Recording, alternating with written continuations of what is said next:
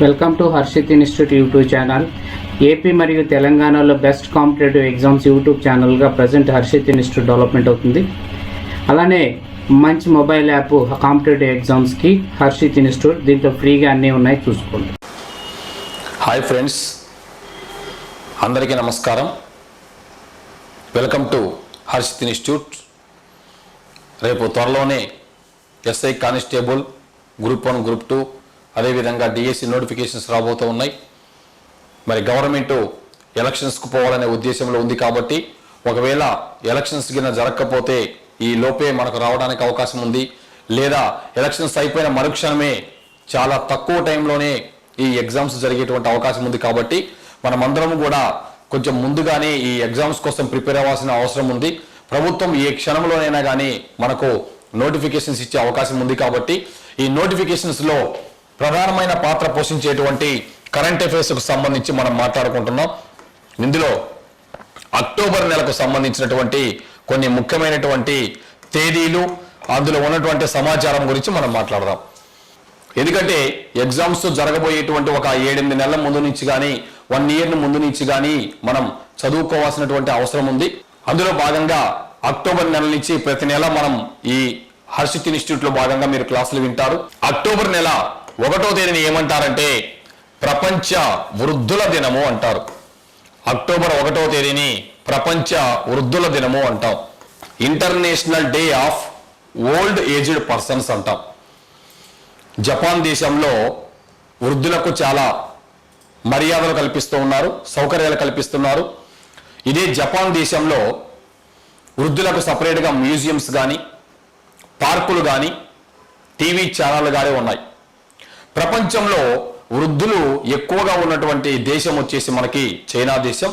ప్రపంచంలో యువకులు ఎక్కువగా ఉన్నటువంటి దేశం ఇండియా దేశంగా గుర్తించాలి. అయితే చైనా దేశం కంటే కూడా జపాన్ దేశంలో 100 సంవత్సరాలకు పైబడి బ్రతికిన వాళ్ళు ఎక్కువ మంది కనపడుతూ ఉంటారు. అంటే ఒక గ్రామంలోనే 100 సంవత్సరాల పైబడిన వాళ్ళు 100 మంది పైగా కూడా జపాన్లో ఉంటారు. కాబట్టి ఓల్డ్ ఈజ్ గోల్డ్ అనేటువంటి సామెతను మనం ఇక్కడ నిజమైనట్టుగా గమనిస్తాం. అయితే ఇదే అక్టోబర్ 1వ తేదీన ఏమంటారంటే జాతీయ రక్తదాతల దినము అంటాం. ఇదే అక్టోబర్ 1వ తేదీని జాతీయ రక్తదాతల దినము అంటాం. నేషనల్ బ్లడ్ డోనార్స్ డే అంటాం. National blood donors day. మరి అన్ని దానాల కంటే అన్నదానమే గొప్ప లేదా విద్యాదానమే గొప్ప అంటున్నాం. వీటికంటే కూడా ఎంతో ముఖ్యమైనటువంటిది రక్తదానం. ఈ రోజుల్లో చాలా మంది కూడా రక్తాన్ని దానం చేయడానికి ముందుకు రావటం తగ్గిపోతూ ఉన్నారు. దీనిపైన మనం అవగాహన కలిగించాల్సినటువంటి అవసరం ఎంతైనా ఉంది. ఎవరైనా ఆపదలో చిక్కుకుంటే, రోడ్డు ప్రమాదాలలో చిక్కుకుంటే, వాళ్ళు రక్తం కోల్పోయినప్పుడు, మరియు గర్భిణీ స్త్రీలలో కూడా కొన్ని రకాల రక్త వర్గాలు మనకు దొరకటం లేదు. కాబట్టి దయచేసి ప్రతి ఒక్కళ్ళు కూడా రక్తదానం చేయవలసిందిగా నేను కోరుతా ఉన్నాను. ఈ రక్త వర్గాలను మొట్టమొదటిసారిగా ఎవరు కనుక్కున్నారు అంటే ఈ రక్త వర్గాలను కార్ల్ లాండ్ స్టీనర్ అనేటువంటి ఆయన కనుక్కున్నాడు. రక్త వర్గాలను కార్ల్ లాండ్ స్టీనర్ అనేటువంటి ఆయన కనుగొన్నాడు. ఈయన పుట్టినరోజు సందర్భంగా జూన్ 14వ తేదీని ప్రపంచ రక్తదాతల దినంగా మనం జరుపుకుంటాం. జూన్ 14వ తేదీని ప్రపంచ రక్తదాతల దినము అంటాం. జూన్ 14వ తేదీని ప్రపంచ రక్తదాతల దినము అంటాం. మరి అక్టోబర్ 1వ తేదీనేమో జాతీయ రక్తదాతల దినము అంటాం. జూన్ 14వ తేదీని ప్రపంచ రక్తదాతల దినము అంటాం. మరి రక్త వర్గాలను ఏబిఓ అనేటువంటి ఒక 4 గ్రూపులుగా ఆయన ప్రధానంగా కనుక్కోవటం జరిగింది. అందుకనే ఈయనను రక్త వర్గాల పితామహుడు, ఫాదర్ ఆఫ్ బ్లడ్ గ్రూప్స్ అంటాం. మరి ఈ అక్టోబర్ 1వ తేదీ 2020వ సంవత్సరంలో ఏం జరిగింది అంటే చైనా దేశం కమ్యూనిస్టు దేశంగా ఏర్పడింది కూడా. చైనా దేశం కమ్యూనిస్టు దేశంగా ఏర్పడింది కూడా ఇది అక్టోబర్ 1వ తేదీన మనం గుర్తించాలి. ఈ అక్టోబర్ 1వ తేదీన ఏటీఎంలలో 10,000 రూపాయల కంటే ఎక్కువ లేదా 10,000 రూపాయలు గిన మీరు గిన డ్రా చేస్తే మీ యొక్క సెల్ ఫోన్కు ఈ ఏటీఎంలలోంచి డబ్బులు డ్రా చేసినట్టయితే ఒక ఓటీపీ కూడా వస్తుంది. So while you are transacting 10,000 and above 10,000 rupees from an ATM, we have to must and should enter one OTP. So OTP అనేటువంటిది యువర్ కన్సర్న్డ్ మొబైల్ కు, ఆ ఓటీపీ అనేటువంటిది మొబైల్ నెంబర్ కు లింక్ అయినటువంటి ఆ మొబైల్ నెంబర్ కు OTP వస్తుంది. We should compulsory enter an OTP, otherwise the amount cannot withdraw. So the compulsory మనం ఏం చేయాలంటే 10,000 లేదా 10,000 కంటే ఎక్కువగా డ్రా చేయాలంటే ఖచ్చితంగా ఏటీఎం సెంటర్ లోంచి డ్రా చేయాలి అంటే ఓటీపీని కూడా ఎంటర్ చేయాల్సి వస్తుంది.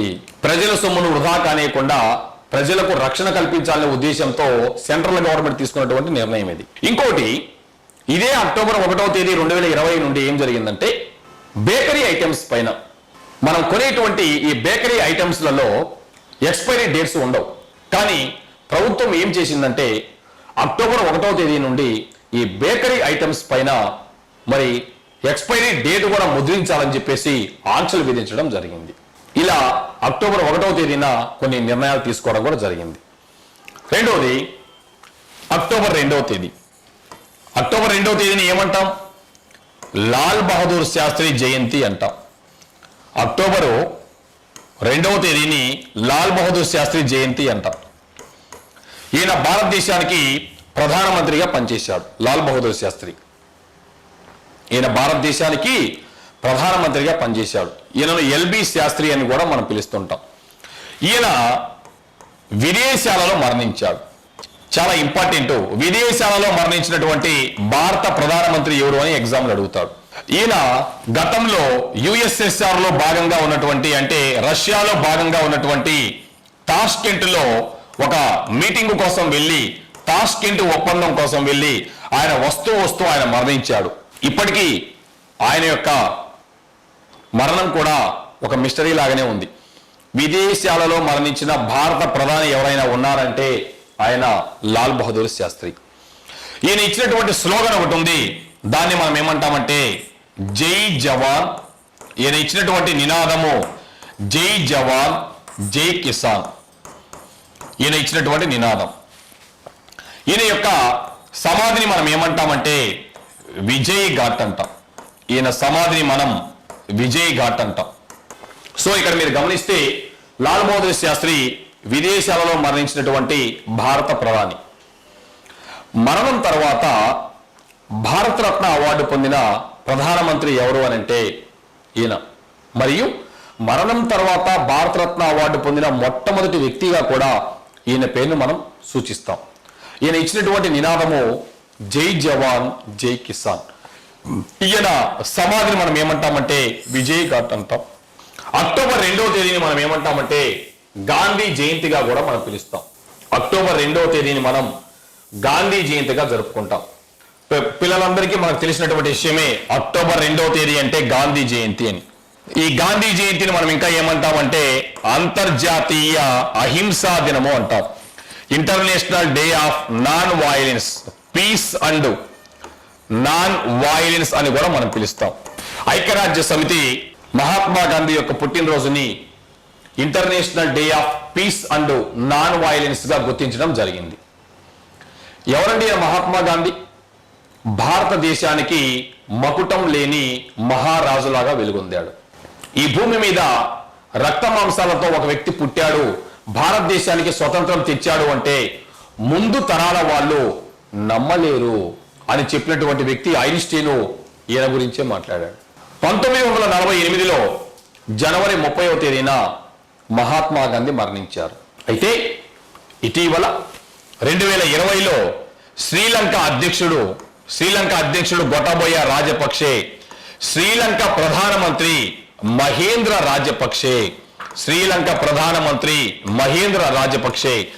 ఈయన శ్రీలంకలోని కొలంబోలో మహాత్మా గాంధీ యొక్క విగ్రహానికి పూలమాలలు వేసి నివాళులు అర్పించడం జరిగింది. మహాత్మా గాంధీ గురించి తెలియని వాళ్ళు ప్రపంచంలో ఎవరూ లేరు. ప్రపంచానికి ఒక ఐకాన్ లాగా ఈయనను మనం చెప్పొచ్చు. ఈయన మహాత్మా గాంధీ మరి ఇక్కడ వచ్చేసి మనకి ప్రధానంగా ఆయన పుట్టినరోజు అక్టోబర్ 2వ తేదీన మరి 1869లో ఆయన జన్మించాడు. ఇటీవల 2021లో 150 సంవత్సరాలు కూడా పూర్తయిపోయింది ఆయన జన్మించి. 151 సంవత్సరాల వేడుకలు కూడా పూర్తయిపోయినాయి. ఈయన మహాత్మా గాంధీ జన్మించిన సందర్భాన్ని పురస్కరించుకొని ప్రపంచంలో చాలా దేశాలలో ఆయన యొక్క జయంతిని నివాళులర్పించారు. అందులో ప్రధానంగా మన పొరుగున ఉన్నటువంటి శ్రీలంక దేశ ప్రధానమంత్రి మహేంద్ర రాజపక్షే కొలంబోలో గాంధీజీ విగ్రహానికి పూలమాలలు వేయటం జరిగింది. ప్రపంచంలోనే అతి ఎత్తైనటువంటి భవనం బుర్జు ఖలీఫా. ప్రపంచంలోనే అతి ఎత్తైనటువంటి భవనం బుర్జు ఖలీఫా. ఈ బుర్జు ఖలీఫా యొక్క ఫ్రంట్లో మహాత్మా గాంధీ యొక్క చిత్రాన్ని రంగురంగులుగా డిజిటల్ లైట్ల రూపంలో ప్రదర్శించడం జరిగింది. ప్రపంచంలోనే అత్యంత ఎత్తైన కట్టడం అంటే ఒక భవనం వచ్చేసి మనకి బుర్జు ఖలీఫా. ఈ బుర్జు ఖలీఫాలో గాంధీజీ యొక్క మరి చిత్రాన్ని కూడా లేజర్ లైట్ల ద్వారా ఆ భవనానికి ముందు ప్రదర్శించడం జరిగింది. ఈ బుర్జు ఖలీఫా చాలా ప్రసిద్ధి చెందింది. మరి ఎందుకంటే నూతన సంవత్సరం రోజులలో కానీ లేకపోతే దీపావళి రోజులలో కానీ భారతదేశానికి కూడా అనుకూలంగా ఉంటుంది. మన నూతన సంవత్సర వేడుకల్లో 2021లో నూతన సంవత్సర వేడుకలలో ఆ బుర్జు ఖలీఫా పైన భారతదేశం యొక్క త్రివర్ణ పతాకాన్ని కూడా ఉంచడం జరిగింది. మరి ఈ మహాత్మా గాంధీ గురించి మనం మాట్లాడుకునేటప్పుడు ఈయన 1893లో మహాత్మా గాంధీ జూన్ నెలలో ఆయన సౌత్ ఆఫ్రికాకు వెళ్ళడం జరిగింది. మహాత్మా గాంధీ జూన్ నెలలో 1893లో జూన్ నెలలో 5వ తేదీన ఆయన దక్షిణాఫ్రికాకు బయలుదేరాడు. దాదా అబ్దుల్లా కంపెనీ తరఫున కేసు వాదించడానికి బరోడా మహారాజు చెప్పడంతో ఆయన తరఫున కేసు వాదించడానికి ఆయన వెళ్ళాడు. అయితే 1893లో జూన్ 7వ తేదీన ఆయనను ఈ సౌత్ ఆఫ్రికాలో పీటర్ మాట్రిడ్జ్ అనే ఒక రైల్వే స్టేషన్లో మహాత్మా గాంధీని నెట్టివేయటం జరిగింది. నువ్వు నల్ల జాతీయుడివి, ఫస్ట్ క్లాస్ టికెట్లు నువ్వు ఎలా ప్రయాణిస్తున్నావని ఆయన యొక్క లగేజీ సామాన్లను కూడా ఆ రైల్వే స్టేషన్లో విసిరివేయటం జరిగింది. దాంతో మహాత్మా గాంధీ అక్కడ ఆగిపోవటం జరిగింది. చూడండి, ఈ రోజున అమెరికాలో మరి అమెరికా ఇంత పెద్ద అగ్రరాజ్యమైనటువంటి అమెరికా దేశంలో కూడా మే 25వ తేదీన జార్జి ఫ్లాయిడ్ అనేటువంటి వ్యక్తిని జాత్యాహంకారంతో అతని గొంతు నిలిపి చంపివేశారు. నల్ల జాతులైనటువంటి నెపము ఇంకా ప్రపంచ దేశాల్లో కొనసాగుతుంది అగ్రరాజ్యాల యొక్క ఆధిపత్యంలో. అలాంటిది మహాత్మా గాంధీ లాంటి వాడే నల్ల జాతీయుడని అవమానాలు ఎదుర్కోవటం జరిగింది. మహాత్మా గాంధీని చూడండి, సౌత్ ఆఫ్రికాలో పీటర్ మాట్రిడ్జ్ అనే రైల్వే స్టేషన్లో నెట్టివేయడం జరిగింది. ఇలా ఎంతో జాత్యాహంకారాలు జరుగుతూ ఉన్నాయి. అయితే ఇదే మహాత్మా గాంధీకి ఆ దేశంలో కైజర్-ఏ హింద్ అనేటువంటి ఒక బిరుదు ఇచ్చారు. హిందూ దేశం స్వప్నం అని, సింహం అని. ఇండియన్ ఒపీనియన్, అదేవిధంగా ఆయన నటాల్ ఇండియన్ కాంగ్రెస్ అనేటువంటి ఒక సంస్థను కూడా మహాత్మా గాంధీ స్థాపించడం జరిగింది. నటాల్ ఇండియన్ కాంగ్రెస్ అనే సంస్థను కూడా మహాత్మా గాంధీ స్థాపించాడు. ఈ భారతీయులు ఎంతో మంది దక్షిణాఫ్రికాలో పనుల కోసం వీళ్ళు అక్కడ ఉన్నారు. స్వచ్ఛ భారత్ అంటే వాళ్ళకి ఎవరికి తెలియదు. కనీసం వాళ్ళ మరుగుదొడ్లు కూడా వాళ్ళ క్లీన్ చేసుకునేటువంటి పరిస్థితులు వాళ్ళకి లేవు. అటువంటి సందర్భంలో మహాత్మా గాంధీ వారంలో లేదా నెలలో ఒకసారి, ప్రతి వారం ఒకసారి కూడా ఈ మరుగుదొడ్లు క్లీన్ చేయాలని చెప్పేసి ఆయన చీపురు పట్టుకొని పోతే ఆయన భార్య కస్తూరిబాయి చాలా అసహ్యంగా చూసింది గాంధీజీ. మానవ సేవే మాధవ సేవ, దేశం పరిశుభ్రంగా లేకపోతే మనం ఏం చేయలేమని ఆమెకు హితబోధ చేసి ఆమె మనసునే మార్చినటువంటి వ్యక్తి మహాత్మా గాంధీ. ఆ రకంగా స్వచ్ఛ భారత్ అనేటువంటి పదానికి పర్యాయంగా నిలిచినటువంటి వ్యక్తి మహాత్మా గాంధీ. ఆ రోజుల్లో సౌత్ ఆఫ్రికాలోనే ఆయన మరుగుదొడ్లవన్నీ వారానికి ఒకసారి ప్రతి ఒక్కళ్ళు కూడా క్లీన్ చేసేటట్టుగా చేసి భారతీయులకి అక్కడ హైజీన్ గురించి అక్కడ మాట్లాడటం జరిగింది. అటువంటి గొప్ప గొప్ప విషయాలు చేసినాడు కాబట్టే మహాత్ముడుగా మిగిలాడు. మరి ఎవరిని మహాత్ముడు అనలేదే మనం? గాంధీజీని మహాత్మాని ఎవరు పిలిచారు? ఎవరండి? రవీంద్రనాథ్ ఠాగూర్. మహాత్మా గాంధీని మహాత్మా అని ఎవరు పిలిచారంటే రవీంద్రనాథ్ ఠాగూర్ పిలిచాడు. నేతాజీ సుభాష్ చంద్రబోస్ గాంధీజీకి వ్యతిరేకంగా కొన్ని సమావేశాలు నిర్వహించాలని చూసినా చివరికి ఫాదర్ ఆఫ్ ద నేషన్ అంటే నువ్వేనయ్యా అని మహాత్మా గాంధీకి బిరుదు ఇవ్వటం జరిగింది. ఎవరు? నేతాజీ సుభాష్ చంద్రబోస్. అటువంటి గొప్ప వ్యక్తి మహాత్మా గాంధీ. ఈ 1893లో ఆయన దక్షిణాఫ్రికా వెళ్ళాడు. ఆ తర్వాత 1915వ సంవత్సరంలో జనవరి 7వ తేదీన అక్కడి నుంచి బయలుదేరి జనవరి 9వ తేదీన మన మహాత్మా గాంధీ దక్షిణాఫ్రికా నుండి ముంబైకి అడుగుపెట్టడం జరిగింది. ముంబై, మహాత్మా గాంధీ ముంబైకి అడుగుపెట్టాడు. జనవరి 15వ తేదీన 1915 జనవరి 9వ తేదీన ఇండియాకు వచ్చాడు. తన రాజకీయ గురువు గోపాలకృష్ణ గోఖలే పిలుపు మేరకు రావటం జరిగింది. భారతదేశంలో మితవాద యుగం అయిపోయింది, అతివాద యుగం అయిపోయింది, భారతదేశానికి స్వతంత్రం తేవాలంటే నువ్వు రావాల్సిందే అని చెప్పటంతో ఆయన బయలుదేరటం జరిగింది. కాబట్టి మహాత్మా గాంధీ లేకపోతే భారతదేశ ఉద్యమమే లేదని మనం అనుకోవాలి, భారతదేశానికి స్వతంత్రమే లేదని మనం ఒక రకంగా గమనించాలి. ఈయన ఎప్పుడైతే జనవరి 9వ తేదీని ఇండియాకు వచ్చాడో ఆ తర్వాత చాలా ఉద్యమాలు చేశాడు. ఆయన మనల్ని ఎగ్జామ్లో కూడా అడుగుతూ ఉంటాడు, సహాయ నిరాకరణ ఉద్యమం ఎప్పుడు జరిగింది, లేకపోతే నాన్ కోఆపరేషన్ మూవ్మెంట్ అంటారంటే దీన్ని. మహాత్మా గాంధీ చేపట్టినటువంటి ఉద్యమాలను వరుసలో రాయండి అని, అదేవిధంగా శాసన ఉల్లంఘన ఉద్యమం ఎప్పుడు జరిగిందని కానీ, క్విట్ ఇండియా ఉద్యమం ఎప్పుడు జరిగింది కానీ, లేకపోతే పూనా వనంబడిక ఎప్పుడు జరిగిందని కానీ, పూనా వనంబడిక ఎవరి మధ్య జరిగిందని కానీ, మహాత్మా గాంధీ క్విట్ ఇండియా ఉద్యమాన్ని ఎప్పుడు ప్రారంభించారని కానీ, అదేవిధంగా చంపారన్లో సత్యాగ్రహాన్ని ఎప్పుడు ప్రారంభించారని కానీ, ఖేడా ఉద్యమాన్ని ఎప్పుడు ప్రారంభించారని కానీ, అంటే మహాత్మా గాంధీ జీవితానికి ముడిపడి ఉన్నటువంటి కొన్ని తేదీల యొక్క సంవత్సరాల యొక్క ప్రాముఖ్యతను ఎగ్జామ్లో అడుగుతున్నారు. కాబట్టి అవి కూడా మనం గుర్తుపెట్టుకోవాలి. 1920లో సహాయ నిరాకరణ ఉద్యమం కానీ, 1930వ సంవత్సరంలో మార్చి 12వ తేదీ నుంచి శాసనోల్లంఘన ఉద్యమం దండి మార్చని కానీ, మరి 1942లో క్విట్ ఇండియా ఉద్యమాన్ని కానీ, 1930 ఆ ప్రాంతంలోనే ఇక్కడ వచ్చేసి రౌండ్ టేబుల్ సమావేశాలు ఎవరెవరి మధ్య జరిగినాయి, పూనా ఒడంబడిక ఎప్పుడు జరిగింది, అటువంటి విషయాలు కూడా మనం గుర్తుపెట్టుకోవాలి. మహాత్మా గాంధీ దక్షిణాఫ్రికా నుండి ఇంటికి వచ్చినటువంటి తేదీని దాన్ని దృష్టిలో పెట్టుకొని ప్రధానంగా జనవరి 9వ తేదీని 2003 నుంచి ఏమని ప్రకటించారంటే ప్రవాస భారతీయ దివస్ గా ప్రకటించారు. ప్రవాస భారతీయ దివస్.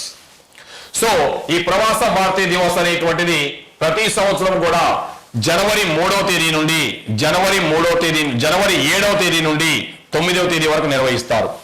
2003లో తొలిసారిగా ఢిల్లీలో నిర్వహించారు. ప్రస్తుతం ఈ ప్రవాస భారతీయ దివస్ ని ప్రతి 2 సంవత్సరాలకు ఒకసారి నిర్వహిస్తా ఉన్నారు. ప్రతి 2 సంవత్సరాలకు ఒకసారి ఈ ప్రవాస భారతీయ దివస్ నిర్వహిస్తా ఉన్నారు. ఎందుకంటే 2015లో అప్పటి విదేశీ వ్యవహారాల శాఖ మంత్రి సుష్మా స్వరాజ్ గారు ఉన్న సందర్భంలో ఈ నిర్ణయాన్ని తీసుకోవడం జరిగింది. అయితే ఇటీవల కాలంలో 2021వ సంవత్సరంలో ఏం జరిగిందంటే ఈ ప్రవాస భారతీయ దివస్ కి మరి ఇతర దేశాల నుంచి ప్రముఖులు ఎవరు పెద్దగా హాజరు కాలేదండి. ఎందుకంటే కోవిడ్ పాండమిక్ ఉంది కాబట్టి, ఎందుకైనా రిస్క్ అని చెప్పే ఉద్దేశంతో మరి కరోనా మహమ్మారి 2వ వేవ్ కూడా వస్తుందని అంటున్నారు. కాబట్టి ఈ స్ట్రెయిన్ వేవ్స్ ఎక్కువగా ఉన్నాయి. అందుకని మన భారత రిపబ్లిక్ దినోత్సవాలకు రావాల్సినటువంటి మరి బ్రిటన్ యొక్క ప్రధానమంత్రి బోరిస్ జాన్సన్ కూడా తన పర్యటనను వాయిదా వేసుకున్నాడు. ఆయన ఎందుకైనా మంచిది, కరోనా పెరుగుతుంది అనే ఉద్దేశంతో, కోవిడ్ సెకండ్ వేవ్. అలానే ఇక్కడ 2021లోనే ఢిల్లీలోని సెంట్రల్ హాల్లోని ఈ సమావేశాన్ని ఆయన నిర్వహించడం జరిగింది. ఇందులో ప్రధానంగా ఒక 30 మందికి ప్రవాస భారతీయ సమ్మాన్ అవార్డు ఇవ్వడం జరిగింది. వీరికి ప్రత్యేక అతిథిగా సురినామ్ యొక్క అధ్యక్షుడు ఆహ్వానించడం జరిగింది. ప్రతి సంవత్సరం కూడా ఈ ప్రవాస భారతీయ దివస్ కి మన భారతదేశానికి ఇచ్చినటువంటి వాళ్ళు ప్రముఖులు ఎవరైనా ఉంటే వాళ్ళని ఆహ్వానించడం జరుగుతూ ఉంది. అందులో భాగంగా సురినామ్ దేశం యొక్క ప్రెసిడెంట్ ను ఈ సమావేశానికి పిలవటం జరిగింది. ఇలా చాలా సింపుల్ గా ఈ కార్యక్రమం అనేటువంటిది ఈసారి జరగడం జరిగింది. సో ప్రవాస భారతీయ దివస్ ను ప్రస్తుతం అయితే ప్రతి 2 సంవత్సరాలకు ఒకసారి నిర్వహిస్తున్నారు. ఇటీవల 2021లో ఢిల్లీలోని సెంట్రల్ హాల్లోనే, అంటే ఢిల్లీలోనే ఈ సమావేశం జరిగింది. ఈ సమావేశానికి ముఖ్య అతిథిగా వచ్చినటువంటి వ్యక్తి ఎవరైనా సురినామ్ దేశ అధ్యక్షుడు సంతోషి అనేటువంటి ఆయన రావటం జరిగింది. సో 30 మందికి ప్రవాస భారతీయ సమ్మాన్ అవార్డులను ఇస్తారు. భారతదేశానికి చెందినటువంటి ప్రముఖులు ఇతర దేశాలలో ఎవరైనా మంచి పొజిషన్లో ఉంటే వాళ్ళని ఈ సమావేశానికి ముఖ్య అతిథులుగా హాజరవుతారు, ఆహ్వానిస్తారు. వాళ్ళలో కొంతమందికి ప్రవాస భారతీయులు ఇతర దేశాలలో మంచి పొజిషన్లో ఉంటే వాళ్ళకు భారత ప్రభుత్వం ఒక చిరు సత్కారం ప్రవాస భారతీయ సమ్మాన్ అనే అవార్డులు ఇస్తా ఉంది. ఎందుకంటే ఈ రోజున న్యూజిలాండ్లో ఒక మహిళ ఉన్నారు, ప్రవాస భారతీయురాలు ప్రియాంక రాధాకృష్ణ అనేటువంటి ఆమె న్యూజిలాండ్లో సామాజిక న్యాయ శాఖ మంత్రిగా ఉన్నారు, ప్రవాస భారతీయురాలు. జో బిడెన్ నాయకత్వంలో దాదాపుగా 10 మంది పైగా ఆయన క్యాబినెట్ లో ప్రవాస భారతీయులు ఉన్నారు. ఈ రోజున అమెరికా ఉపాధ్యక్షుడైనటువంటి కమలా హారిస్ కూడా ఒక ప్రవాస భారతీయులుగా మనం గుర్తిస్తున్నాం. ప్రపంచ దేశాలలో ఎక్కడ చూసినా కానీ ప్రవాస భారతీయులు ఉన్నారు. ప్రపంచంలో ఇతర దేశాలకు వలసపోయేటువంటి వాళ్ళల్లో ఎక్కువగా ఎవరున్నారంటే ఇండియన్సే ఎక్కువగా ఉన్నారు. కేరళ రాష్ట్రం నుంచి ఎక్కువ మంది ఇతర దేశాలకు కూడా వలసపోతా ఉన్నారు మన భారతదేశంలో. సో ఇలా ఈ ప్రవాస భారతీయ సమావేశం అనేటువంటి జరుగుతూ ఉంటుంది. అయితే మన మహాత్మా గాంధీ పేరు మీదుగా 1995 సంవత్సరం నుండి మహాత్మా గాంధీ పేరు మీదుగా 1995 సంవత్సరం నుండి గాంధీ అంతర్జాతీయ శాంతి మరియు నిరాయుధీకరణ బహుమతిని ప్రదానం చేస్తున్నారు. గాంధీ అంతర్జాతీయ శాంతి మరియు నిరాయుధీకరణ బహుమతిని ప్రారంభిస్తున్నారు. ఈ అవార్డు యొక్క విలువ ₹1 కోటి. 1995లో ఎందుకు ప్రారంభించారంటే మహాత్మా గాంధీ జన్మించి 125 సంవత్సరాలైనటువంటి సందర్భంగా, ఆయన పుట్టినరోజు సందర్భంగా ఈ అవార్డును ప్రారంభించారు. ప్రపంచంలో ఎవరికైనా కానీ మరి సమాజ సేవ చేసినటువంటి వాళ్ళకు కానీ శాంతి కోసం సేవ చేసినటువంటి వాళ్ళకు కానీ ఈ అవార్డు ఇస్తారు. గతంలో ఈ అవార్డును ఎంతో మంది విదేశీయులు కూడా ఈ అవార్డు అందుకున్నారు. ఇందులో భాగంగా ఈ అవార్డును వచ్చేసి మనకి 2018లో చివరిసారిగా యోహి ససకావా అనేటువంటి ఆయన ఈ అవార్డు అందుకున్నాడు. ఈయన జపాన్ దేశానికి చెందిన ఆయన యోహి ససకావా అనేటువంటి ఆయన ఈ అవార్డు అందుకున్నాడు. 2019లో కానీ 2020లో కానీ ఈ అవార్డును కూడా ఇంతవరకు ఎవరికి ప్రకటించడం లేదు. మరి మహాత్మా గాంధీ జన్మించి 150 సంవత్సరాలు కూడా పూర్తయితా ఉంది. ఆనది అర్ధరాత్రి స్వతంత్రం, అర్ధరాత్రి ఒంటరిగా నడిచినప్పుడే నిజమైన స్వతంత్రం వస్తుంది అని, నిజమైన స్వతంత్రం వచ్చినట్లు అని మహాత్మా గాంధీ చెప్పాడు. కానీ ఈ రోజున ఇటీవల ఉత్తరప్రదేశ్ లో హత్రాస్ అనేటువంటి ఒక ప్రాంతంలో కూడా, హత్రాస్ అనే గ్రామంలో కూడా దళిత మహిళ పైన అత్యాచారాలు జరుగుతున్నాయి. కాబట్టి ఎటువంటి మానవ మృగాలు ఉన్నారో మనం ఇంకా గమనించాలి. ఇవి ప్రపంచంలోనే మరి ఇండియాలో ఉత్తరప్రదేశ్ రాష్ట్రంలో కూడా ఈ అత్యాచారాలు ఎక్కువ అవుతా ఉన్నాయి. వీటికి పరిష్కారం ఎలా కనుక్కోవాలో కూడా ఎవరికి అర్థం కావటం లేదు. భారతదేశంతో పాటు ఆంధ్రప్రదేశ్లో 2019లో డిసెంబర్ నెలలో దిశ చట్టాన్ని తీసుకొచ్చింది. ఎవరైనా మహిళల పైన అత్యాచారాలు చేస్తే వాళ్లకు మరి 14 రోజుల నుంచి 21 రోజుల్లోనే విచారణ జరిపి వాళ్లకు శిక్ష కూడా విధించేటువంటి చట్టం, దిశ చట్టం అనేటువంటిది ఆంధ్రప్రదేశ్లో రావటం జరిగింది. మరి దిశ పోలీస్ స్టేషన్ ని, మహిళా పోలీస్ స్టేషన్ ని 2020లో ఫిబ్రవరి 9వ తేదీన మొదటిసారిగా రాజమహేంద్రవరంలో కూడా ప్రారంభించడం జరిగింది. సో ఇలా ఎన్ని చట్టాలు చేసినా, ఎన్ని మార్పులు చేసినా గానీ మానవ మృగాలు మాత్రం మారకుండా అలానే ఉన్నారు. సో ఇక్కడ 1893 గురించి మనం మాట్లాడితే మహాత్మా గాంధీ ఎలా అయితే ఆయన దక్షిణాఫ్రికాకు వెళ్ళాడో అలానే స్వామి వివేకానంద కూడా 1893 సంవత్సరంలో ఆయన అమెరికాలోని చికాగోలో సర్వమత సమ్మేళనానికి హాజరు కావటం జరిగింది. ఇదే 1893లో ఇంకా ఏం జరిగిందంటే స్వామి వివేకానంద కాకుండా మరి ఇక్కడ వచ్చేసి మనకి 1893లో బాలగంగాధర్ తిలక్ అనేటువంటి ఆయన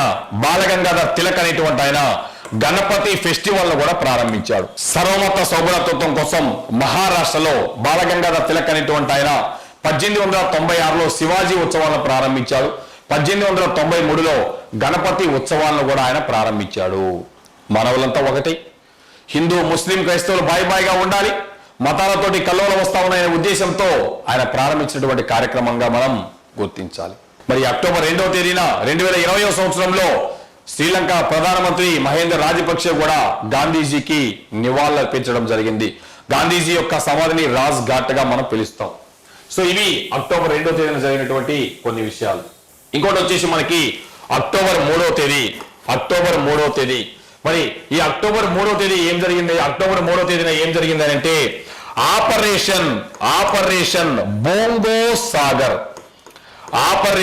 బోంగో సాగర్ అనే కార్యక్రమం జరిగింది. సైన్స్ అండ్ టెక్నాలజీ పరంగా చాలా ఇంపార్టెంట్ అండి ఇవి. Operation bongo Sagar. ఏంటి ఆపరేషన్ బోంగో సాగర్ అంటే ఇండియాకు మరియు బంగ్లాదేశ్ కు మధ్య జరిగినటువంటి నావికా విన్యాసాలను మనం ఏమంటామంటే ఆపరేషన్ బోంగో సాగర్ అంటారు. ఇండియాకు మరియు బంగ్లాదేశ్ కు మధ్య జరిగినటువంటి నేవీ ఫీట్స్. ఇందులో భారతదేశానికి చెందినటువంటి ఐఎన్ఎస్ కిల్తాన్ అనేటువంటి ఒక నౌక, అదేవిధంగా ఐఎన్ఎస్ కుక్రీ అనేటువంటి ఒక నౌక పాల్గొనడం జరిగింది. బంగ్లాదేశ్ నుండి ఇక్కడ వచ్చేసి మనకి బంగ్లాదేశ్ నుండి అబూ బాకర్ అనేటువంటి ఒక నౌక, అదేవిధంగా ప్రొటోయ్ అనేటువంటి ఒక నౌక కూడా పాల్గొనడం జరిగింది. ఇక్కడ వచ్చేసి ఇండియాకు మరియు బంగ్లాదేశ్ కు మధ్య జరిగినటువంటి ఆపరేషన్ బోంగో సాగర్.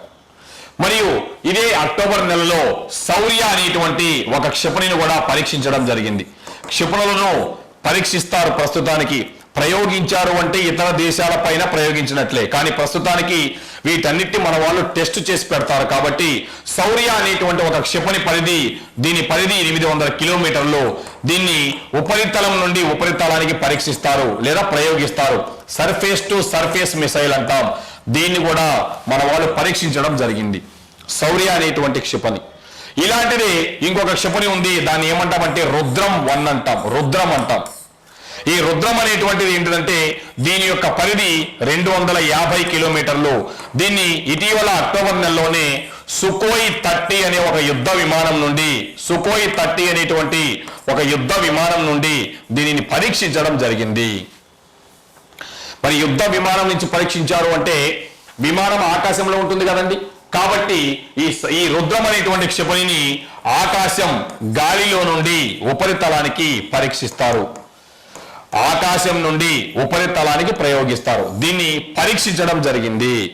దీని పరిధి వచ్చేసి మనకి 250 కిలోమీటర్లు. ఇటీవల ఇదే అక్టోబర్ నెల, అంటే అక్టోబర్ నెలలో పోస్ట్ పోన్ అయ్యి నవంబర్ నెలలో జరిగింది. PSLV C-49 అనేటువంటి ఒక ప్రయోగం జరిగింది. PSLV C-49 ప్రయోగం జరిగింది. ఈ 49 ప్రయోగంలో భారతదేశం 10 ఉపగ్రహాలను ప్రయోగించింది అంతరిక్షంలోకి. ఇందులో భారతదేశానికి చెందినటువంటి ఉపగ్రహం ఒక ఉపగ్రహమే. దాన్ని ఎర్త్ అబ్జర్వేషన్ శాటిలైట్ అంటాము. మరి ఇతర దేశాలకు చెందినటువంటి ఉపగ్రహాలు ఒక 9 ఉన్నాయి. అందులో అమెరికాకు సంబంధించిన ఉపగ్రహాలు 4 ఉన్నాయి. లగ్జెంబర్గ్ అనే దేశానికి చెందినటువంటి ఉపగ్రహాలు 4 ఉన్నాయి. లుథివేనియా అనే దేశానికి చెందిన ఉపగ్రహం ఒకటి ఉంది. ఇలా భారతదేశము ఇతర దేశాలకు చెందినటువంటి ఉపగ్రహాలను కూడా అంతరిక్షంలోకి పంపిస్తుంది. దానివల్ల భారతదేశానికి కూడా డబ్బులు వస్తూ ఉన్నాయి. సో అయితే ఇక్కడ వచ్చేసి మనకి అక్టోబరు ఇక్కడ వచ్చేసి మనకి 5వ తేదీ గురించి మనం మాట్లాడదాం. అక్టోబర్ 5వ తేదీని ఏమంటారంటే ప్రపంచ ఉపాధ్యాయ దినము అంటారు. అక్టోబర్ 5వ తేదీని ప్రపంచ ఉపాధ్యాయ దినము అంటాం. సో సెప్టెంబర్ 5వ తేదీనేమో జాతీయ ఉపాధ్యాయ దినము అంటాము. మరి అక్టోబర్ 5వ తేదీని ఏమంటారంటే ప్రపంచ ఉపాధ్యాయ దినంగా మనం పిలుస్తాం. ఏంటండి ఈ ప్రపంచ ఉపాధ్యాయ దినము? వార్కే జేమ్స్ ఫౌండేషన్ వారు 2014వ సంవత్సరంలో గ్లోబల్ టీచర్స్ ప్రైజ్ అనే ఒక అవార్డును ప్రారంభించారు. Global teachers prize. దీని విలువ $1 మిలియన్. గ్లోబల్ టీచర్స్ ప్రైజ్ అంటే నోబెల్ బహుమతిని ఉపాధ్యాయ రంగంలో ఇవ్వరండి. నోబెల్ బహుమతిని ఉపాధ్యాయ రంగంలో ఇవ్వరు. వైద్య రంగంలో కానీ, రసాయన శాస్త్రంలో కానీ, భౌతిక శాస్త్రం ఇలాంటి రంగాలు 6 ఉన్నాయి. కానీ నోబెల్ ప్రైజ్ ఇన్ టీచింగ్ అంటారు దీన్ని. This is also called as Nobel prize in teaching. బోధనా రంగంలో నోబెల్ బహుమతిగా పిలుస్తారు దీన్ని. దీన్ని ఏమంటారంటే గ్లోబల్ టీచర్స్ ప్రైజ్ అంటారు. ఈ గ్లోబల్ టీచర్స్ ప్రైజ్ అవార్డు యొక్క విలువ ఎంత అంటే $1 మిలియన్. మరి ఈ అవార్డు 2014లో వార్కే జేమ్స్ ఫౌండేషన్ వారు స్థాపించారు.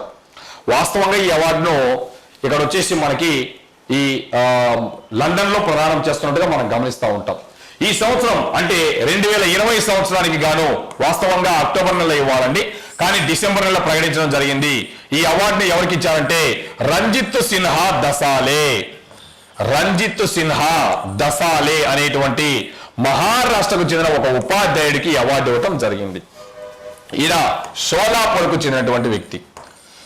2009లో గవర్నమెంట్ ఉపాధ్యాయుడిగా ఆయన చేరటం జరిగింది. QR కోడ్ స్కానింగ్ ఈ రోజు మన పాఠ్య పుస్తకాల్లో చూస్తూ ఉన్నాం క్యూఆర్ స్కాన్ అనేటువంటిది వచ్చింది. క్యూఆర్ కోడింగ్ అంటాం. దీన్ని మన పాఠశాల వ్యవస్థ కంటే ముందే ఇతను ప్రవేశపెట్టి కంప్యూటర్స్ ద్వారా విప్లవాత్మకమైన మార్పులు తెచ్చాడు. చిన్నపిల్లల ఇళ్లలోకి వెళ్ళి వాళ్ళ ఇంట్లోనే వాళ్ళతో పాటు కలిసి కొంతసేపు మాట్లాడుతూ, వాళ్ళ ఇంట్లో వాళ్ళతోనే కూర్చొని అన్నం తింటూ, వాళ్ళ ఇంట్లో ఉన్నటువంటి సమాచారాన్ని, సామాజిక పరిస్థితిని కనుక్కొని బాల్య వివాహాలను నిర్మూలించాడు. దాదాపుగా 19 దేశాలలో ఉండేటువంటి విద్యార్థులు 12,000 మంది విద్యార్థులతో తాను చేపట్టినటువంటి ప్రయోగాలను, తను చేసినటువంటి చిన్నపిల్లలతో చేసినటువంటి ప్రయోగాలు ఆ పిల్లలందరికీ కూడా చూపించడం జరిగింది.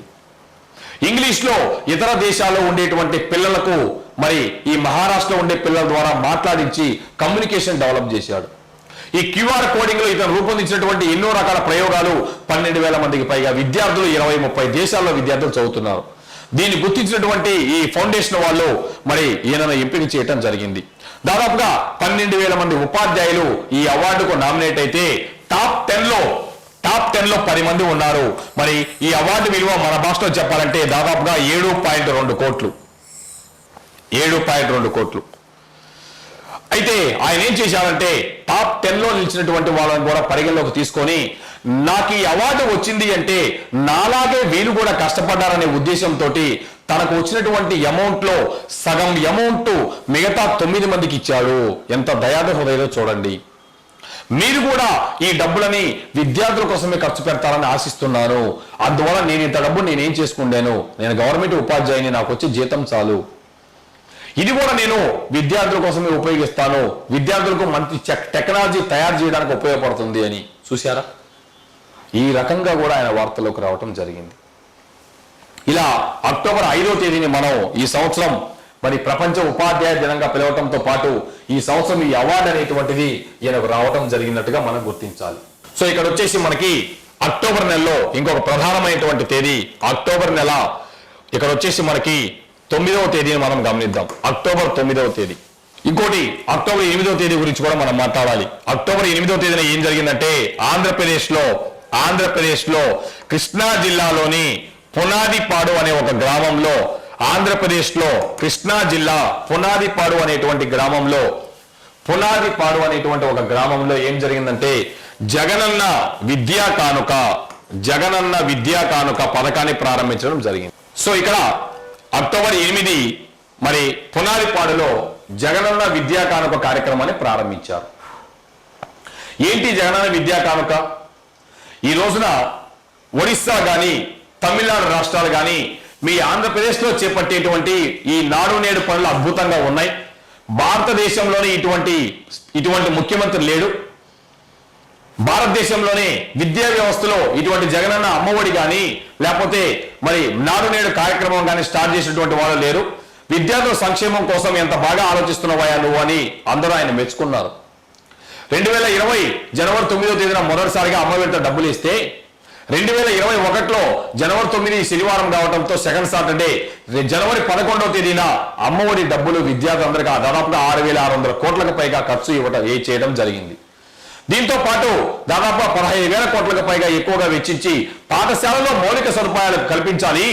ఈ రోజున ప్రైవేట్ పాఠశాలకు ధీటుగా ఆంధ్రప్రదేశ్లో ప్రభుత్వ పాఠశాల ఉండాలని ప్రతి పాఠశాలలో ప్రతి రూమ్కి 4 లైట్లు, 4 ఫ్యాన్లు, పాలిష్ బండలు, పిల్లలు కింద కూర్చోకూడదని, మరి పిల్లలకి టేబుల్స్ కూడా, మినరల్ వాటర్, ఒక ఆయా కాంపౌండ్, బ్రహ్మాండంగా వస్తువులు కల్పిస్తున్నటువంటి సీఎం ఎవరంటే వైఎస్ జగన్మోహన్ రెడ్డి. చిన్న పిల్లల గురించి ఆలోచిస్తూ ఏం నీళ్ళు తాగుతున్నారు, ఈ ఫ్లోరిన్ పారిత ప్రాంతాలు చాలా ఉన్నాయి కాబట్టి ఈ ఫ్లోరిన్ వాటర్ తాకుండా ఉండాలంటే మినరల్ వాటర్ కావాలని మినరల్ వాటర్ ప్లాంట్లను, పిల్లలు బయట తిరుగుతారు, ఏదైనా ప్రమాదాలు జరుగుతాయి రోడ్డు మీదకి వెళ్తే అని నాడు నేడులో సెలెక్ట్ అయిన అన్ని స్కూళ్ళకు కూడా కాంపౌండ్లు, అన్ని పాలిష్ బండలు, టీవీ కూడా పిల్లలకు ఏర్పాటు చేసి ఏమైనా కార్యక్రమాలు, కొన్ని ఇంపార్టెంట్ కార్యక్రమాలు ఉంటే చూపించడానికి కానీ, కొన్ని ఏదైనా మంచి విషయాలు ఉంటే క్యాసెట్ ద్వారా కూడా పిల్లవాళ్ళకి చూపించాలి టీవీ సౌకర్యం, ఇలాంటి కల్పిస్తూ జగనన్న గోరుముద్ద పథకాన్ని కూడా 2020లోనే జనవరి 21వ తేదీన ప్రవేశపెడితే జగనన్న గోరుముద్ద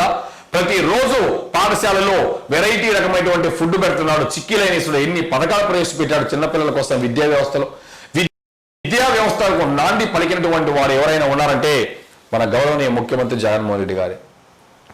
విద్యా సంస్కరణల పితామహుడిగా కూడా ఆయన మన ఆంధ్రప్రదేశ్లో పిలవచ్చు. అలాంటి వ్యక్తి మరి జనవరి ఇక్కడ అక్టోబర్ 8వ తేదీన జగనన్న విద్యా కానుక పథకం ద్వారా 7 నుంచి 8 రకాల వస్తువులను పిల్లవాడికి అందజేయడం జరుగుతుంది. ఎందుకంటే ఈ పిల్లవాడు బడికి రావాలి అంటే పుస్తకాలు కొనుక్కోలేకపోతున్నాడు, సరైన బట్టలు లేవు అనే ఉద్దేశంతో ఒకేసారి ఒక మంచి బ్యాగుని ఇస్తా ఉన్నాడు. అందులో నేవీ బ్లూ బ్యాగ్ ఒకటి, సో అందులో ఇంకోటి వచ్చేసి స్కై బ్లూ బ్యాగ్ ఒకటి. మరి అమ్మాయిలు ఆకాశం అంతా ఎత్తుకు ఎదగాలి కాబట్టి బాలికలకు మాత్రము ఈ స్కై బ్లూ అనేటువంటి బ్యాగ్ ఇస్తా ఉన్నాడు.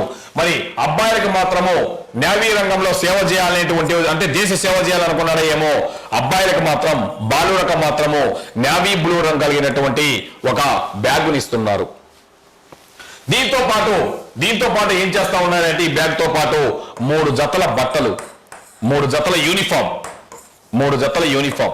ఆ యూనిఫామ్ కు సంబంధించినటువంటి కుట్టుగూలి కూడా ఆ తల్లుల యొక్క ఖాతాలో జమ చేయటం జరిగింది. దీంతో పాటు పిల్లలకి మరి ఒకేసారి రావడం జరిగింది. ఈ పాఠ్య పుస్తకాలతో పాటు నోటు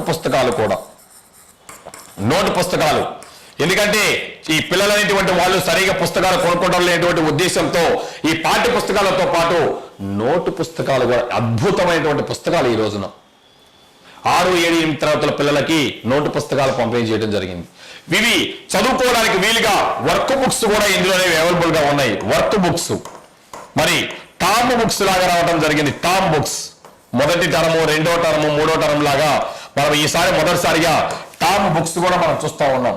సో అదే విధంగా ఈ పిల్లవాళ్ళకి ఇంకా ఏం చేశాడంటే ఇక్కడ వచ్చేసి మనకి ఒక బెల్ట్ ను కూడా ఇచ్చాడు. ఒక 2 జతల సాక్స్లను ఇవ్వటం జరిగింది. 2 జతల సాక్సులు, అదేవిధంగా షూ కూడా ఇవ్వటం జరిగింది. సో మనం ఇక్కడ గమనిస్తే జగనన్న విద్యా కానుకలో మరి కృష్ణా జిల్లాలో, గుంటూరు జిల్లాలో ఈ పథకంలో 3 మాస్కులు కూడా ప్రతి పిల్లవాడికి ఇవ్వడం జరిగింది. దాదాపుగా దీని విలువ మనం లెక్కేస్తే ఒక బ్యాగ్ లో జతపరిచినటువంటి ఈ వస్తువుల విలువ అన్ని లెక్కేస్తే దాదాపుగా 1500 రూపాయలు ఉంది. ప్రతి పేద విద్యార్థికి, ప్రతి పిల్లవాడికి కుల మతంతో సంబంధం లేకుండా, తల్లిదండ్రులు భేదవాళ్ళ లేదా ధనవంతుల సంబంధం లేకుండా పాఠశాలలో చదివే ప్రతి ఒక్క పిల్లవాడికి 1500 రూపాయలు మన డబ్బులు కేటాయించినాడు అంటే ఎంత అద్భుతమో అర్థం చేసుకోండి. ఈ అక్టోబర్ 8వ తేదీన చేసినటువంటి ఈ పథకం చిరస్థాయిగా నిలిచిపోతుంది. ఇంకోటి వచ్చేసి మనకి అక్టోబర్ 9వ తేదీని మనం గమనించాలి. ఈ అక్టోబర్ 9వ తేదీని ఏమంటారంటే ప్రపంచ తపాలా దినము అంటాం, వరల్డ్ పోస్టల్ డే అంటాం, ప్రపంచ తపాలా దినము అంటాం అక్టోబర్ 9వ తేదీని. మరి ఈ ప్రపంచంలోనే మనం చిన్నప్పుడు ఎన్నోసార్లు మనం చూసాం, లెటర్లు రాస్తూ ఉంటాం. ఈ రోజున కవర్ అంటే ఎవరైనా తెలిసినా, లేదా ఇంగ్లాండ్ లెటర్ అంటే ఎవరికైనా తెలిసినా ఎవరికి తెలియదు. టెలిగ్రామ్, ఒకప్పుడు టెలిగ్రామ్ ఉపయోగించేవాళ్ళం. టెలిగ్రామ్ అంటే ఈరోజు ఒక యాప్ లాగా ఉంది. ఆ రోజు టెలిగ్రామ్ అంటే మనం ఒక లెటర్ను టైప్ చేస్తే మరి వేరే చోట ఉండే వాళ్ళకి అందేది. ఈ రోజున కవర్ అంటే ఎవరికి తెలియదు, కార్డ్ అంటే ఎవరికి తెలియదు, లెటర్ ఎలా రాయాలో తెలియదు. పురాతన కాలంలో సందేశాలు, మనం బాహుబలి సినిమా చూసాం, పావురం ద్వారా సందేశాలు పంపించారు. మరి పురాతన కాలంలో పావురాల ద్వారా, గుర్రాల ద్వారా ఈ సందేశాలు వెళ్తూ ఉండేవి. ఆ తర్వాత కవర్లు వచ్చినాయి. భారతదేశంలో మరి అంటే ప్రపంచంలోనే మొట్టమొదటి పోస్టల్ స్టాంపుగా పెన్నీ బ్లాక్ అని మనం పిలుస్తాం. ప్రపంచంలోనే మొట్టమొదటి పోస్టల్ స్టాంపుగా పెన్నీ బ్లాక్ అని పిలుస్తాం. మరి ప్రపంచంలో ఈ పోస్ట్ ఆఫీస్ కు సంబంధించి యూనివర్సల్ పోస్టల్ యూనియన్, యూపీయూ అంటాం. యూనివర్సల్ పోస్టల్ యూనియన్, యూపీయూ అంటాం. ఈ యూనివర్సల్ పోస్టల్ యూనియన్ అనేటువంటిది 1874లో అక్టోబర్ 9వ తేదీన స్విట్జర్లాండ్ లోని బెర్ను అనే నగరంలో ఏర్పడింది. యూనివర్సల్ పోస్టల్ యూనియన్ 1874లో అక్టోబర్ 9వ తేదీన స్విట్జర్లాండ్ లోని బెర్ను అనే నగరంలో ఏర్పడింది. దీంతో ఈ అక్టోబర్ 9వ తేదీని మనం ఏమంటున్నామంటే ప్రపంచ తపాలా దినంగా మనం పిలుస్తున్నాం. సో ఇదే కాకుండా ఈ ప్రపంచ తపాలా దినమే కాకుండా అక్టోబర్ 10వ తేదీని మనం ఏమంటామంటే జాతీయ తపాలా దినం అంటాం. నేషనల్ పోస్టల్ డే అంటాం. నేషనల్ పోస్టల్ డే అంటాం, జాతీయ తపాలా దినం. మరి భారతదేశంలోనే మొట్టమొదటి పోస్టల్ స్టాంపుగా కరాచీ నుండి వెలువడినటువంటి సింధు డాక్ అనేటువంటి ఒక పోస్టల్ స్టాంపుని మనము భారతదేశంలో మొదటి తపాలా బిల్లగా, తపాలా స్టాంపుగా పరిగణిస్తాం. ఈ భారతదేశంలో ఎన్నో రాష్ట్రాలు ఉన్నాయి. ఈ రోజైతే ప్రస్తుతం 28 రాష్ట్రాలు ఉన్నాయి. ఈ రాష్ట్రాలన్నిటికీ కూడా లెటర్లు పోవాలి అంటే ఎలా పోవాలి? ఆ ఉద్దేశంతో 1972 సంవత్సరంలో పోస్టల్ జోన్ వ్యవస్థను అంటే పిన్ కోడ్ వ్యవస్థను ప్రవేశపెట్టడం జరిగింది. ఈ పిన్ కోడ్ వ్యవస్థను ప్రవేశపెట్టారు. మరి ఈ పిన్ కోడ్ లో పిన్ అంటే పోస్టల్ ఇండెక్స్ నంబర్ గా మనం గుర్తించాలి. పోస్టల్ ఇండెక్స్ నంబర్ గా గుర్తించాలి. మరి ఈ పోస్టల్ జోన్లు భారతదేశంలో ప్రస్తుతం ఎన్ని ఉన్నాయంటే 9 పోస్టల్ జోన్లు ఉన్నాయి. పోస్టల్ జోన్ల సంఖ్య 9. అంటే ఒక లెటర్ రాసినప్పుడు ఈ లెటర్ ఏ రాష్ట్రానికి పోవాలి, ఏ గ్రామానికి పోవాలి, ఏ జిల్లాకు పోవాలి, ఏ ప్రాంతానికి పోవాలో తెలియాలంటే ఈ జోన్ల ద్వారానే మనం కనుక్కుంటాం. ఎందుకంటే ఈ పిన్ కోడ్ లో మొత్తం 6 రకాల నంబర్లు ఉంటాయి, అంకెలు ఉంటాయి. 1 2 3 4 5 6. అంటే ఇలా సపోజ్ 5000001 ఇలా ఉంటే ఈ 5 అనేటువంటిది ఆ రాష్ట్రాన్ని సూచిస్తుంది. కాబట్టి ఇక్కడ రెండవ జోన్లో దాదాపుగా 7 రాష్ట్రాలు ఉన్నాయి. 7 రాష్ట్రాలు ఉన్నాయి. ఐదవ జోన్లో మనకి ఇక్కడ వచ్చేసి ఆంధ్రప్రదేశ్ కానీ మన తెలంగాణ కానీ 5వ జోన్లో ఉన్నాయి. సో ఇక్కడ వచ్చేసి మనకి ఇక్కడ ఈ పోస్టల్ ఇండెక్స్ నంబర్లలో ఉండేటువంటి ఈ నంబర్లను బట్టి 6 నంబర్లను బట్టి ఒక లెటర్ ఎక్కడికి పోతుందో తెలుస్తుంది. సపోజ్ ఆ లెటర్ పైన పిన్ కోడ్ నెంబర్ 110-201 ఉందనుకోండి. 110-201 ఉందనుకోండి, అది సుప్రీంకోర్టుకు సంబంధించినటువంటి ప్రత్యేక పిన్ కోడ్ నంబర్. లేదా ఆ పిన్ కోడ్ లో 522-238 నెంబర్ ఉందనుకోండి. ఏంటిదండి ఈ నెంబరు? ఎక్కడుంది ఈ నెంబరు? వెలగపూడిలో సచివాలయం ఉంది, ఆంధ్రప్రదేశ్ సచివాలయం, ఆ నంబరు. మరి 112 మనం గుర్తించుకోవాలి. 112 ఇది భారతదేశంలో అన్ని అత్యవసర సేవలకు సింగిల్ ఎమర్జెన్సీ నెంబర్. ఎందుకంటే 100కు కాల్ చేస్తే పోలీస్ స్పందిస్తాడు, 102కు కాల్ చేస్తే తల్లి బిడ్డ ఎక్స్ప్రెస్ స్పందిస్తుంది, 104 అంటే సంచార వైద్యశాల, 108 అంటే అంబులెన్స్. అలా కాకుండా ఇక్కడ వచ్చేసి మనకి 112 అని అంటే ఏ భారతదేశంలో emergency number, single emergency number, నువ్వు ఆ నెంబర్ కాల్ చేసావనంటే మీకు ఏ సమాచారం కావాలో ఆ డిపార్ట్మెంట్కి బదిలీ చేయటం జరుగుతుంది. ఇలా ప్రతి ఒక్క నెంబర్ మనం గుర్తుపెట్టుకోవాలి. ఈ రోజున ఆంధ్రప్రదేశ్లో అక్రమ రవాణా ఇసుక కానీ మద్యం కానీ అక్రమ రవాణా ఉంటే ఏ నెంబర్ కాల్ చేయాలి? లేకపోతే వైఎస్ఆర్ బీమా పథకం ఉంది, మరి దానికి కాల్ చేయాలంటే 155-241 నెంబర్కి చేయాలా? ఏ నెంబర్కు చేయాలి అనేటువంటిది మనం గుర్తుపెట్టుకోవాలి.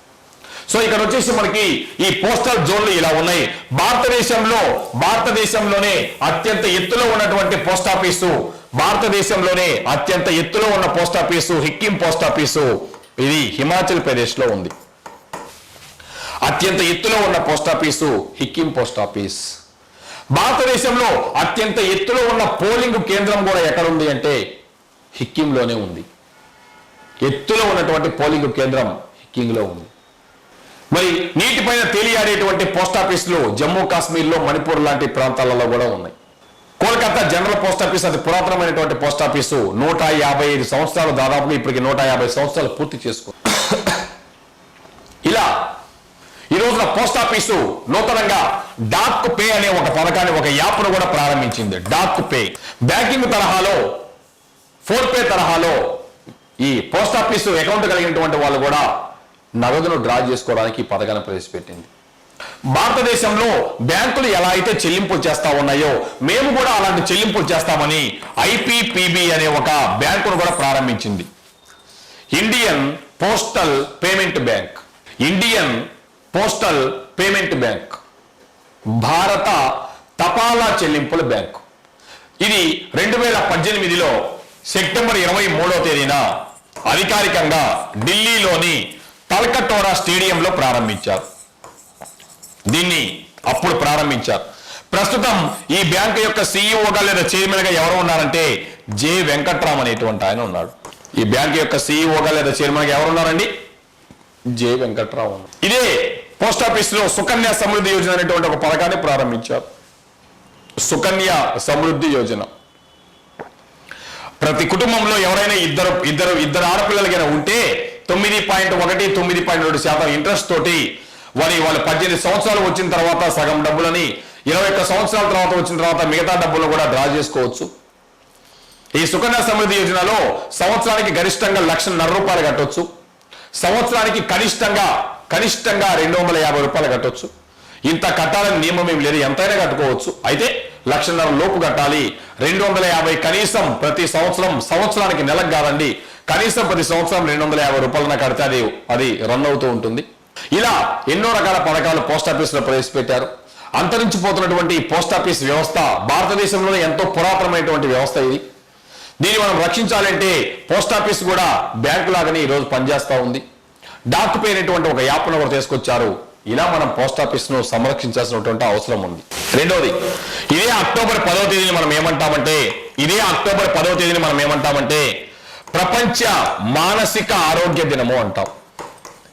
ఇంటర్నేషనల్ మెంటల్ హెల్త్ డే అంటాం. ప్రపంచ మానసిక ఆరోగ్య దినము అంటాం. మరి మానసికంగా ఒత్తిడికి గురి కానటువంటి వ్యక్తి ఎవరైనా ఉన్నారంటే వాళ్ళు లేరని మనం చెప్పవచ్చు. ప్రతి ఒక్క వ్యక్తి ఏదో ఒక సందర్భంలో మానసిక ఒత్తిడికి గురి కావాల్సింది. దీపిక పదుకునే లాంటి మహానటి కూడా నేను మెంటల్ డిప్రెషన్ లో ఉన్నాను కొన్నిసార్లు అని చెప్పింది.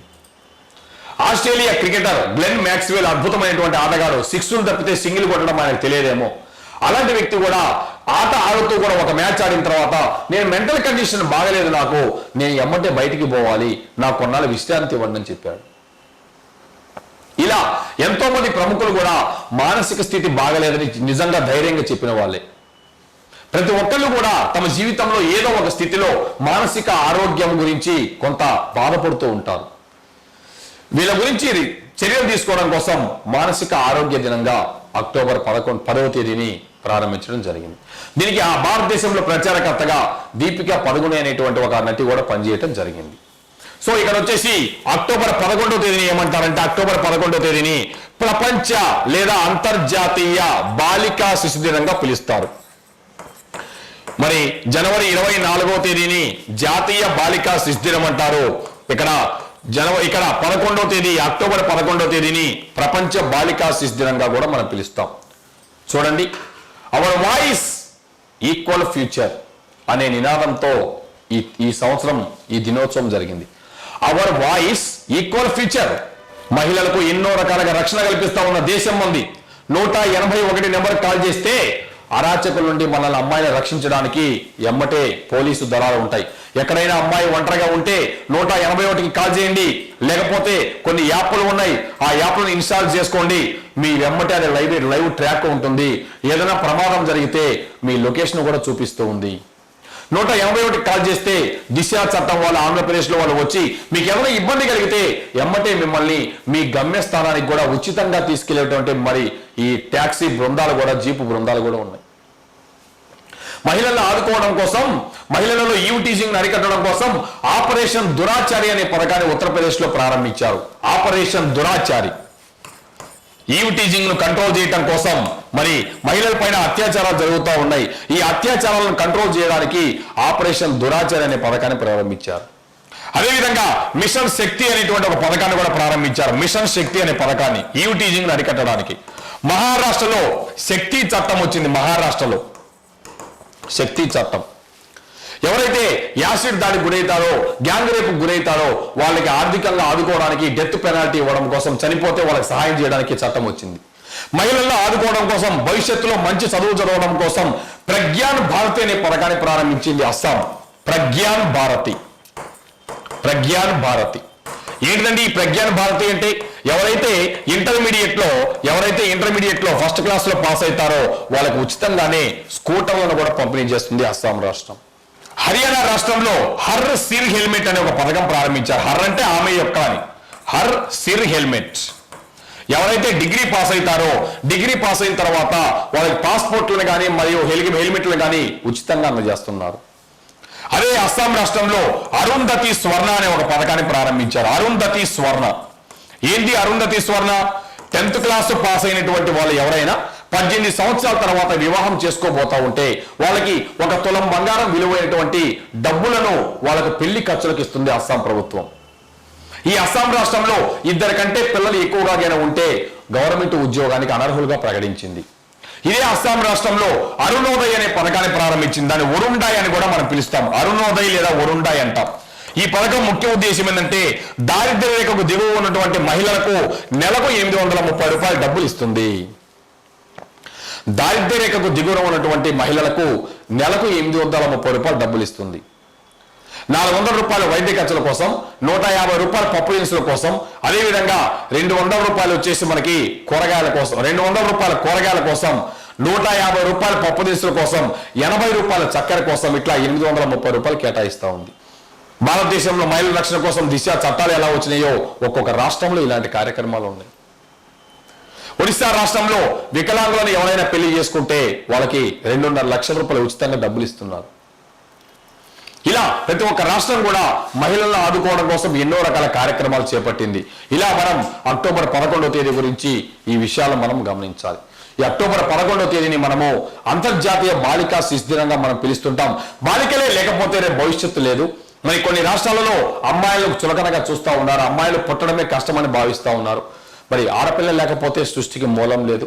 కాబట్టి ఆడపిల్ల అన్ని రంగాలలో మనం డెవలప్ చేయాలా.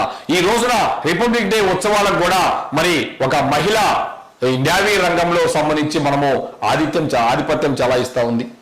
అంతరిక్షం నుంచి అమెరికా అధ్యక్షుల ఎన్నికల్లో ఓటు వేసినటువంటి వ్యోమగామిగా కేట్ రూబిన్స్ అనేటువంటి మహిళను మనం చూస్తూ ఉన్నాం. ఈ రోజున తెలంగాణ రాష్ట్రానికి ఒక హైకోర్టు ప్రధాన న్యాయమూర్తిగా హిమా కోహ్లీ అనేటువంటి ఆయన ఏర్పాటు కావడం జరిగింది. పశ్చిమ బెంగాల్ రాష్ట్రంలో మమతా బెనర్జీ ముఖ్యమంత్రిగా లేడీ ఉంది. మరి న్యూజిలాండ్ ప్రధానమంత్రిగా జెసిండా ఆర్డెన్ అనేటువంటి ఆమె వరుసగా 2వసారి ప్రధానమంత్రిగా ఎన్నికైంది. ఈ ప్రపంచంలోనే శక్తివంతమైనటువంటి మహిళల జాబితాలోనే టాప్ 100లో భారతదేశం తరపున నిర్మలా సీతారామన్ అనేటువంటి ఆమె 41వ స్థానంలో ఉంది. ఏంజెలా మెర్కెల్ వరుసగా 10వసారి జర్మనీ ఛాన్సలర్ ఏమా ప్రపంచ మహిళల శక్తివంతమైన జాబితాలో మొదటి స్థానంలో ఉంది. కమలా హారిస్ 3వ స్థానంలో ఉంది. ఈ ప్రపంచంలో మగవాళ్ళకు ధీటుగా మహిళలు ఎన్ని రంగాలలో రాణిస్తూ ఉన్నారు. ఇలా మన ప్రతిరోజు జరిగేటువంటి అంశాలను మనము ఒక సీక్వెన్స్ ఆర్డర్లలో చేసుకొని మనం గుర్తుపెట్టుకుంటే ఇలా మనము వీటి గురించి మనం చదువుకోవచ్చు.